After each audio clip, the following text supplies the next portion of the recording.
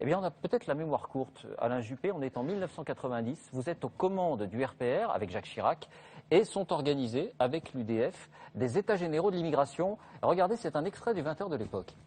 Le problème a pris une telle ampleur dans l'opinion publique que les hommes politiques se décident enfin à parler concrètement. Ainsi, l'opposition, toutes tendances confondues, est réunie pour 48 heures à Villepinte, dans la grande banlieue parisienne. Reporter, Véronique Saint-Olive, Pascal Pons. Les organisateurs, Madelin pour l'UDF et Sarkozy pour le RPR, n'ont rien laissé au hasard. Entre le gouvernement et Le Pen, l'opposition se doit de proposer des solutions concrètes. Nous n'acceptons ni la xénophobie, ni la francophobie.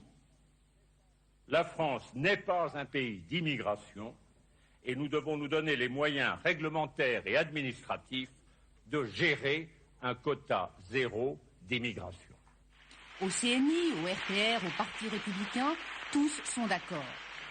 Voilà, et regardez dans le texte de synthèse, il était question de fermeture des frontières, de suspension de l'immigration, de prestations sociales réservées aux Français, regardez, ça s'appelle la préférence nationale, et de l'incompatibilité entre l'islam et nos lois. C'était le texte de synthèse. Vous avez changé d'avis, Alain Juppé, ou c'est la France qui a changé? L'immigration économique a été interdite en France par Giscard en 1970-72. Là, effectivement, on est plus tard, on est en 1990. Oh, c'est radical, c'est les positions du Front National aujourd'hui. Oui, mais je ne partage pas cela. Rétrospectivement, je pense que c'était une erreur. À l'époque, vous étiez d'accord? Sans doute. J'étais membre du RPR.